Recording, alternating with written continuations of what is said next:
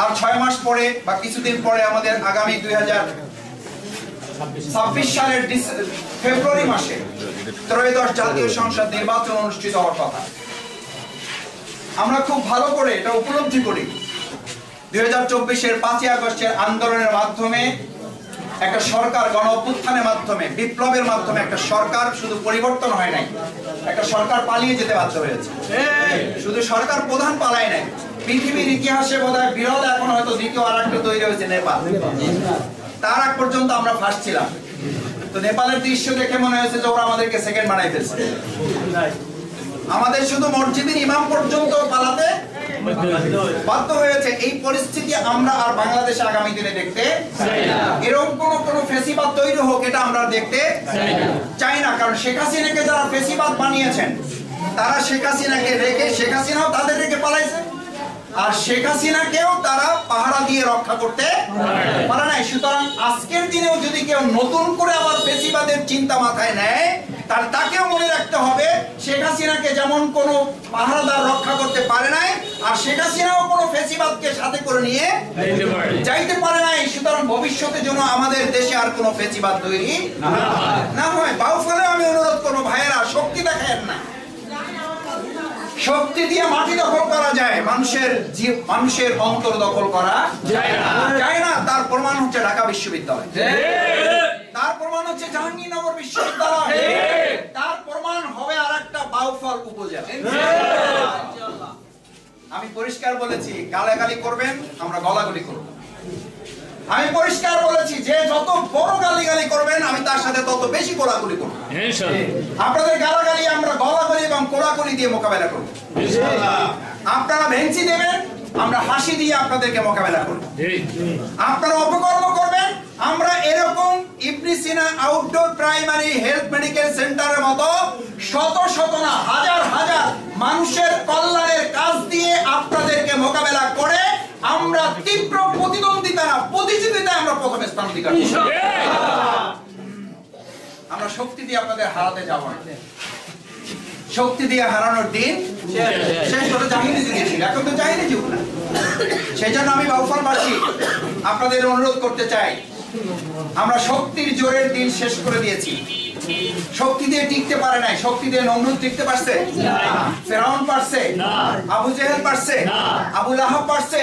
আমাদের এই যুগের নব্য ফেরাউনরা কেউ পারছে? ভবিষ্যতে পারার কোনো সম্ভাবনা আছে?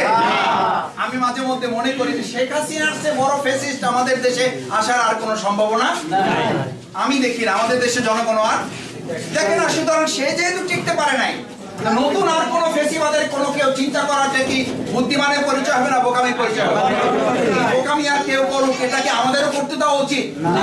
আমরা যেহেতু সবাই কল্যাণ চাই, সুতরাং কেউ আর ফেসিবাদ, কেউ আর স্বৈরাচার, কেউ আর মানুষের উপরে দখলদারিত্ব করা, চাঁদাবাজি করা, চাপিয়ে দেওয়া মতবাদ কারোর উপরে করতেই হবে, ভোট দিতেই হবে, আমার দল করতেই হবে, না হলে ট্যাগিং এর রাজনীতি করতে হবে। আপনি রাজাকার ছিলেন,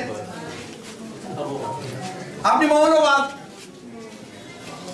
এই সমস্ত কথা বলে বাংলাদেশের মানুষকে আর বোকা বানানো যাবে না। সম্মানিত ভাই, এটাকে দায়িত্ব নিতে হবে। প্রধান উপদেষ্টা যেভাবে ঘোষণা করেছিলেন আগামী নির্বাচন হবে ঈদের মতো, ঈদের মতো যদি হইতে হয় তাহলে তো আগে 30 মাস মানে আগে 30 দিন রোজা পালন করতে হয়। রোজা মানে কি? সংযম। রোজা মানে কি? আমরা তো সেই সংযম তো দেখি না। আমরা তো সংযমের পরিবর্তে দেখি জিহ্বা কেটে ফেলা হবে। আমরা তো সংযমের পরিবর্তে দেখি ভোট দিতে গেলে পা ঠ্যাং ভেঙে দেওয়া হবে। আমরা তো সংযমের পরিবর্তে দেখতেছি যে যদি ভোট দিয়ে কেউ সুস্থ অবস্থায় বাড়িতে ফিরতে পারবেন না, তো ঈদ করবেন কেমনে? রোজা না ঈদ হবে কিভাবে? সংযম না ঈদ হবে কিভাবে? সহনশীলতা না ঈদ হবে কিভাবে?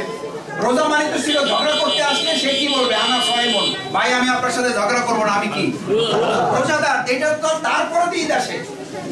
আমি প্রধান উপদেষ্টা সহ অন্তর্বর্তী সরকারের কাছে দৃষ্টি আকর্ষণ করতে চাই, রোজার যেহেতু দেখা মেলে নাই, সুতরাং আপাত দৃষ্টিতে ঈদের আয়োজন করে আমাদের ভোট উৎসব হবে, এই আস্থা বিশ্বাসও এখনো জনগণের মধ্যে তৈরি হয় নাই। তৈরি হইতে হলে আগে সংযমের পরিবেশ তৈরি করতে হবে। রাজনীতিবিদ যারা, আমি রাজনীতিবিদ না, আমি রাজনীতির একজন সাধারণ ক্ষুদ্র কর্মী, আমি রাজনীতিবিদদের কাছে অনুরোধ করতে চাই, আসুন মানুষের মধ্যে এই আস্থা এবং বিশ্বাসের জায়গা তৈরি করার দায়িত্বটা আমাদেরকেও নিতে হবে। আমরা মানুষকে বলে আসেন আপনার যাকে ইচ্ছা তাকে ভোট দিবেন, আপনি যাকে ইচ্ছা তাকে ভালোবাসবেন। ভাই ভালোবাসা বাধা দেওয়া যায় না? বাধা দেওয়া যায়। বাধা দিলে ভালোবাসা বাড়ে না কমে? ও এটা এখানে বাবা মা আছে স্বীকার করতে চান না।